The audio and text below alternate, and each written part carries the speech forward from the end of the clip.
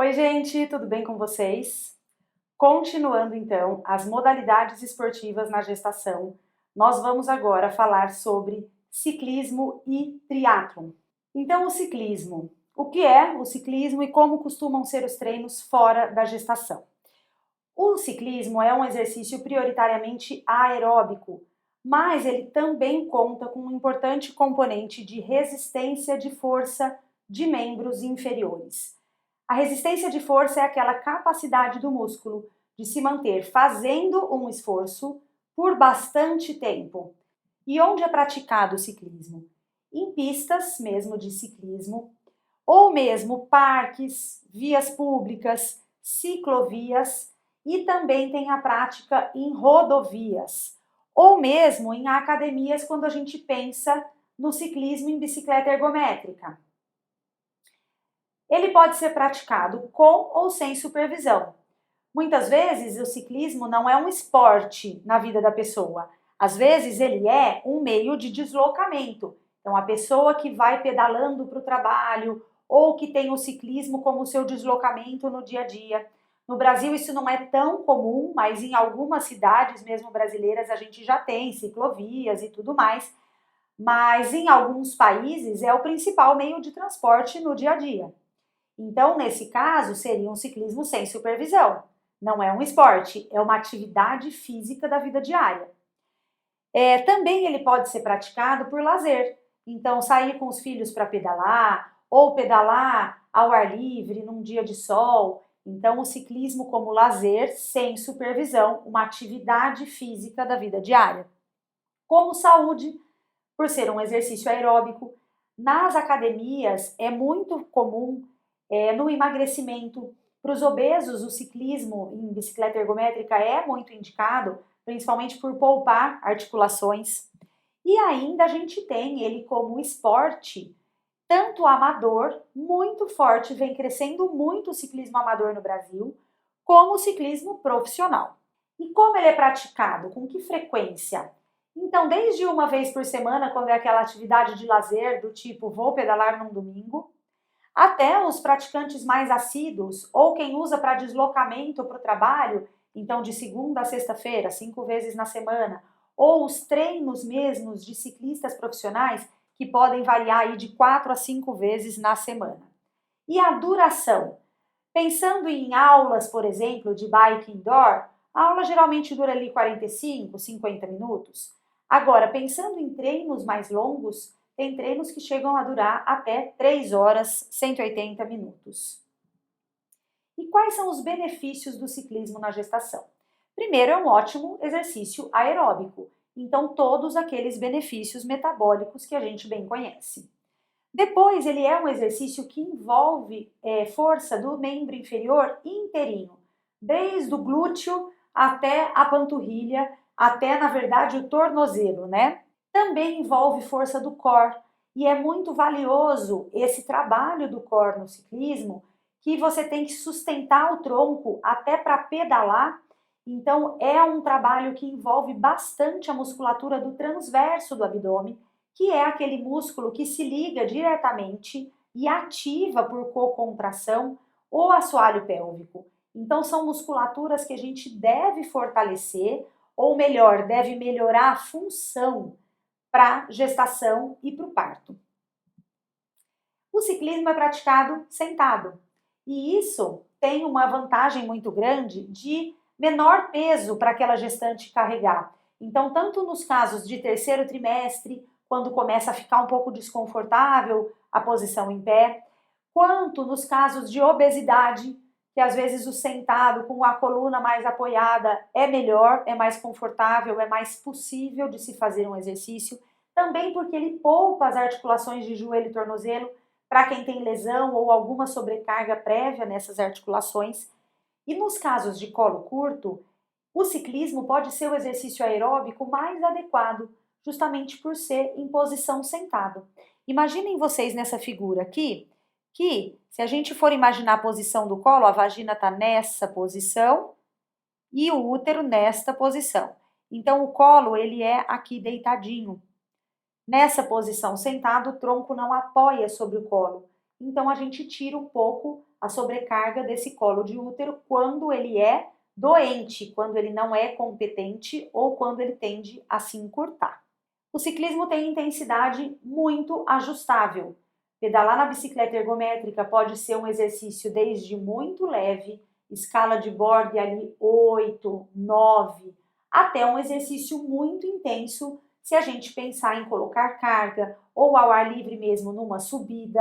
Então ele tem a intensidade extremamente ajustável, o que é um grande benefício. Você pode prescrever a intensidade que aquela gestante precisa.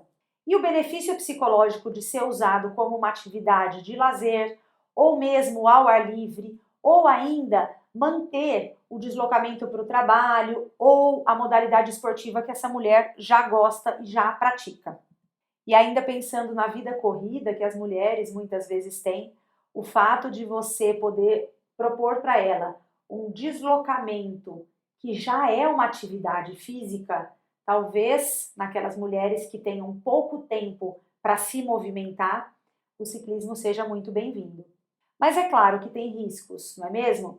O primeiro risco, que é o que eu mais encontro aqui no meu consultório, o risco mais difícil de manejar nas ciclistas que eu já atendi, é a duração do treino.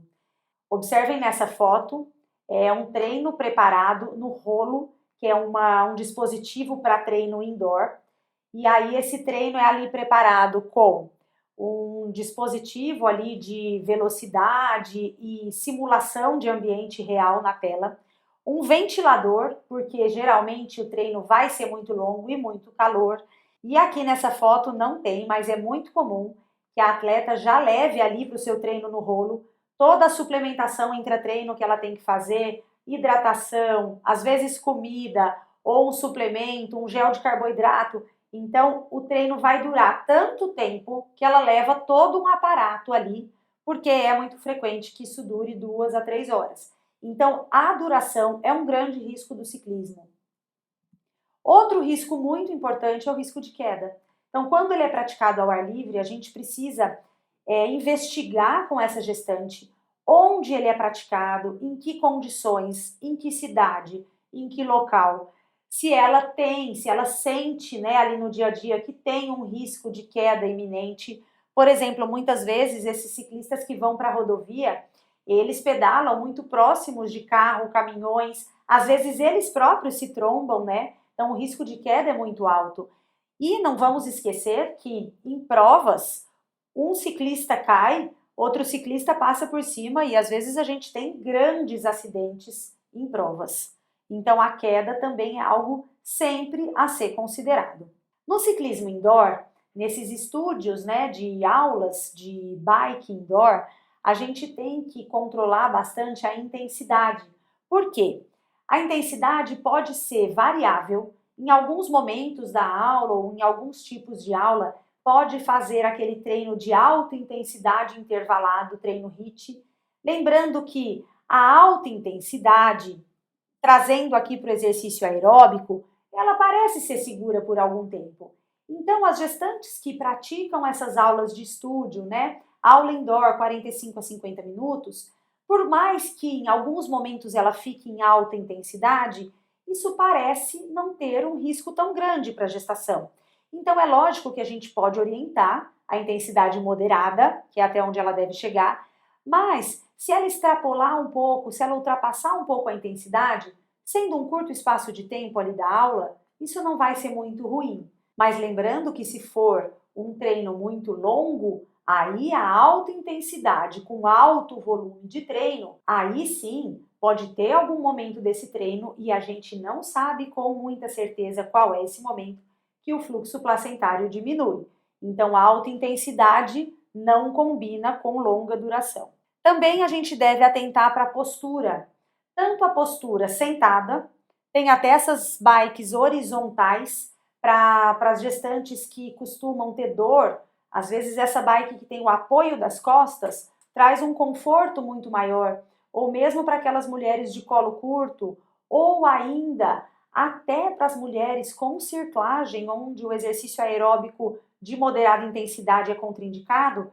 Às vezes o exercício aeróbico sentada e com leve intensidade pode ser muito bem-vindo. Também na posição em pé. Quando se pedala em pé, precisa ter ativação abdominal. Então, ela tem que estar com uma boa postura para conseguir pedalar em pé. Algumas gestantes pedalam em pé e sentada a gestação toda. Algumas gestantes no terceiro trimestre já não têm uma postura tão boa para pedalar em pé. Às vezes a lombar já está mais enfraquecida ou a ativação abdominal não está tão boa e ela não tem uma postura boa para pedalar em pé. Isso a gente deve atentar a paciente para que ela peça para um professor avaliar a sua postura ou ela mesma ter uma avaliação ali, mesmo que subjetiva, se ela acha, se ela julga que a postura dela está boa, ela está conseguindo segurar o abdômen com respiração fluida. E a posição com os cotovelos apoiados é uma dúvida que muitas ciclistas trazem, se isso é possível, se não é arriscado para o bebê durante a gestação. Na verdade, se ela tem uma boa posição com os cotovelos apoiados, não é arriscado. E aí, para ciclistas, principalmente profissionais ou amadoras, eu sempre sugiro fazer um novo bike fit. Vocês conhecem bike fit? O bike fit é uma avaliação biomecânica do ciclismo, feita assim em laboratório por alguns profissionais especialistas, geralmente são fisioterapeutas que fazem bike fit. Muitos ângulos são avaliados. Então, a atleta faz o bike fit na própria bike, com o seu banco, o seu selim, e aí são ajustados nesse bike fit a altura do banco, distância para o guidão, tamanho do selim, o pedal. Então, tudo isso é ajustado para que sim ela tenha uma boa postura com as mãos apoiadas ou cotovelos apoiados. É claro que durante a gestação, com a mudança de postura e mudança das curvaturas da coluna, o ideal seria que um novo bike fit fosse feito, principalmente no terceiro trimestre. Quando isso não é possível, a gente pede para a gestante se atentar com a própria postura e, se ela não se sentir confortável para pedalar com o cotovelo apoiado, pedalar só com as mãos. Mas o bike fit é uma ferramenta muito importante para ciclistas, mulheres, mesmo fora da gestação, porque elas têm uma diminuição bem importante de lesões no períneo. Então, o bike fit é muito interessante.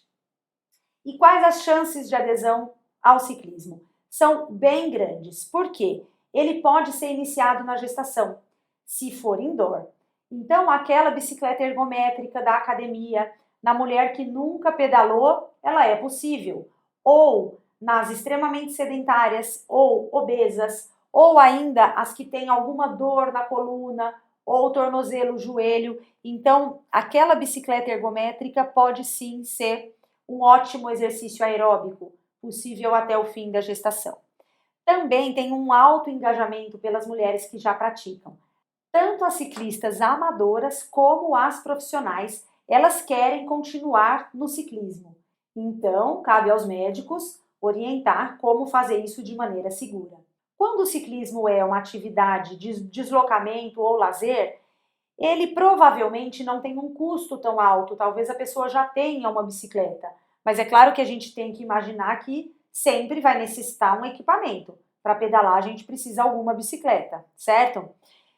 Esse equipamento, ele pode ter um custo baixo, desde equipamentos alugados e que ficam em casa, isso na pandemia foi muito difundido, até mesmo academias com custo mais acessível costumam ter uma bicicleta ergométrica, realmente é um aparelho muito popularizado.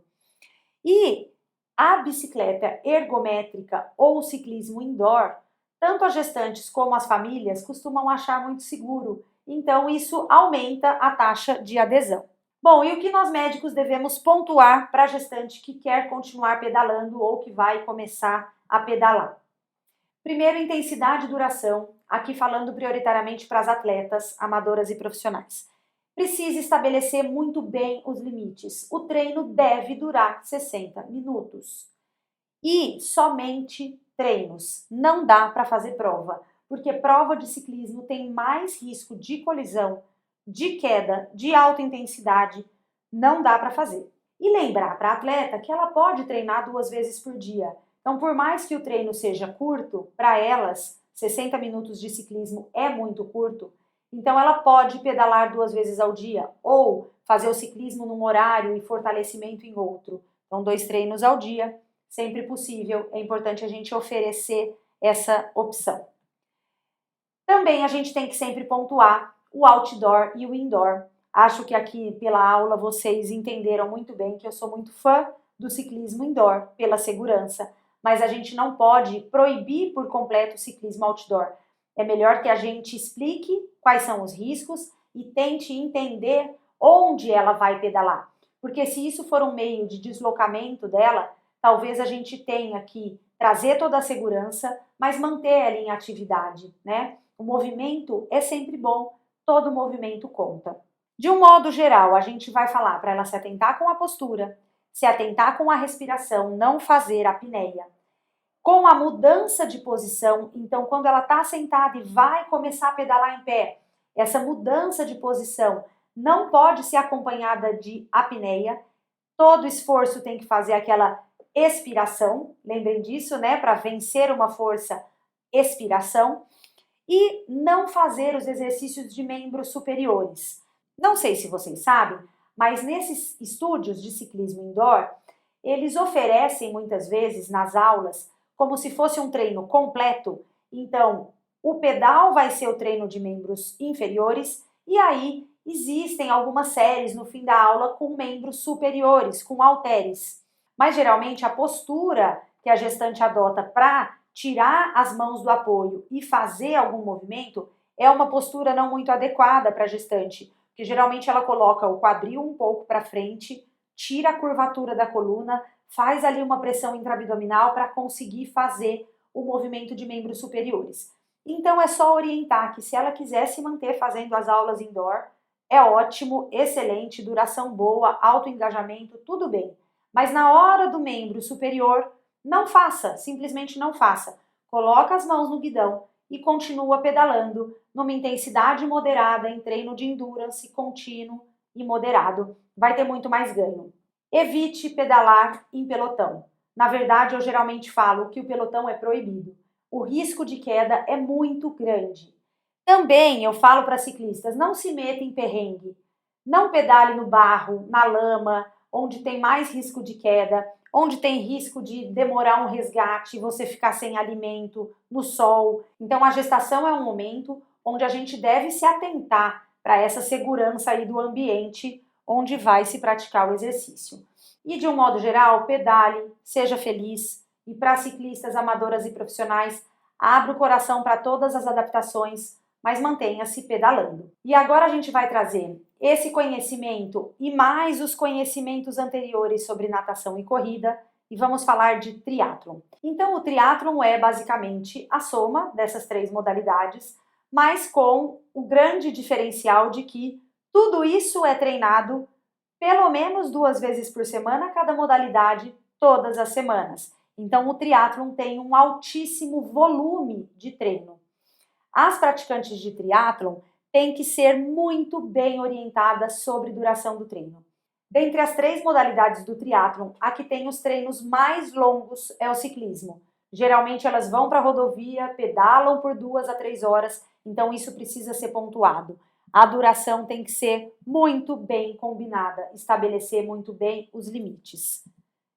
Somente treinos, não dá para fazer prova de triatlon. Por mais curta que seja a prova de triatlon, o short triatlon, ainda assim é uma prova que vai durar mais do que 60 minutos. E tem os riscos todos, principalmente do ciclismo, nas quedas, né? O pedalar em pelotão. Também da natação, que geralmente é em água aberta, e aí tem mesmo trauma direto, né?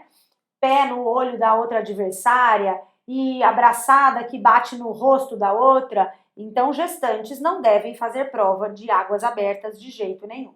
Em pelotão, de jeito nenhum. E de corrida, se fosse durar realmente muito pouco tempo. Ou seja, triatletas não devem fazer provas.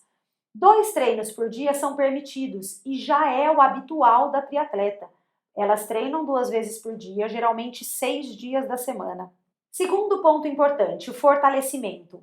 Como elas têm muitos treinos, é bem frequente que elas pulem o treino de fortalecimento, mas na gestação o médico deve orientar que esse treino não pode ser esquecido. nem o fortalecimento e nem a mobilidade, porque é realmente trazer mais saúde e mais segurança para essas articulações. Também as triatletas devem passar por avaliação de assoalho pélvico bem precoce na gestação. Algumas triatletas já têm o fisioterapeuta antes mesmo de engravidar, isso seria o melhor dos cenários, né? Por conta da corrida e também pela bike, é muito frequente que elas já tenham fisioterapia pélvica. Mas se não tem, bem precoce na gestação, é importante a gente orientar que ela procure um fisioterapeuta pélvico. E o fortalecimento também serve para a prevenção de lesão, principalmente do tornozelo e do joelho, que são as lesões mais frequentes na gestação. Não é porque elas têm modalidades que não sobrecarreguem tanto a articulação, por exemplo, a natação e o ciclismo, teoricamente não sobrecarregaria, mas tem o uso muito prolongado, então aquele esforço repetitivo, que isso pode ter lesão por esforço repetitivo ou mesmo dor por esforço repetitivo. Então, na gestação, essa articulação mais fragilizada tem que ser lembrada. E das 3 modalidades, a natação é o que elas costumam conseguir praticar muito bem até o final. É um ótimo exercício aeróbico. No terceiro trimestre, muitas vezes, é onde elas vão se sentir mais confortáveis. E a gente deve priorizar isso sim, por conta daquele relaxamento do assoalho pélvico e talvez um ganho aí para o parto normal, sem laceração, como a gente sabe que os exercícios em ambiente aquático podem trazer. E é muito interessante no triatlon que, pelo fato de ter muitas possibilidades, né, na verdade são 4 modalidades, além das 3 modalidades principais, o fortalecimento, então pelo fato de ter tudo isso, elas vão revezando as modalidades entre si e acabam usufruindo dos benefícios de cada uma delas. Isso quando elas abrem o coração para as adaptações, porque quando as adaptações são bem feitas e bem aceitas, existe a possibilidade grande dela usufruir dos benefícios sem estar tão exposta aos riscos. Então, mostrando para vocês como essas possibilidades da triatleta são muitas e elas se mantêm em alto rendimento, né, quando são profissionais, revezando aí as modalidades, a gente tem aqui essa atleta brasileira, que é a Bia Neres. Aqui é uma foto do arquivo pessoal dela, de quando ela realmente engravidou. E aí, depois do filho, ela já está aqui no pódio. Nesse pódio aqui, por coincidência, ela está do lado dessa outra triatleta brasileira, que é a Luísa Cravo, que engravidou agora, mais recentemente. E ambas aqui nas fotos ao lado, com os seus bebês no pódio. Aqui a Luísa Cravo numa meia maratona, quando o filho tinha bem pouco tempo. E aqui a Bia Neres já na chegada de um troféu Brasil de triatlon também com sua filha bem pequena. Talvez porque elas se mantenham em atividade aeróbica com bom condicionamento até o final da gravidez, ainda que seja só na natação, ainda dá para manter muito condicionamento. E curiosamente, o que primeiro elas voltam a fazer, acho que pela praticidade, talvez seja pedalar no rolo, porque elas pedalam dentro de casa. Então, com a possibilidade aí de, entre as mamadas, fazer um bom treino em casa. E aí, rapidamente, elas voltam para o alto rendimento. Ao redor do mundo, a gente tem muitas histórias de triatletas vencedoras e multicampeãs. Vou contar para vocês a história dessa triatleta, que é a Nicola Spirig. Ela é suíça. A Nicola Spirig foi medalhista de ouro em Londres 2012, quando ela ainda não tinha filhos. Depois, no Rio de Janeiro, em 2016, ela está aqui ó, com a medalha de prata. Aqui ela já tinha um filho. E depois, em Tóquio, então, mais uma participação olímpica dela, né? Em Tóquio ela ficou em 6º lugar no triatlon, em Tóquio já com 2 filhos. Ela sempre divulgou os seus treinos com os filhos por perto. Então, a amamentação antes de treinar no lago, os filhos nas provas, os filhos nos pódios. E aqui nas Olimpíadas do Rio, ela já tinha, né, o filho mais velho quando ganhou essa medalha de prata. E depois em Tóquio ela já tinha 2 filhos. Essa última foto dela foi depois de Tóquio, que então ela engravidou do seu 3º filho. Então, ao redor do mundo, a gente tem muitas histórias das triatletas que realmente continuam treinando na gestação e voltam ao alto rendimento muito rápido. Bom, espero que vocês tenham aproveitado esses conceitos rápidos, o que falar para uma gestante que chega na sua frente dizendo que é triatleta, o que falar sobre cada uma das modalidades e realmente dar todas as ferramentas para que ela continue praticando a modalidade da maneira mais segura possível. Até a próxima aula, pessoal!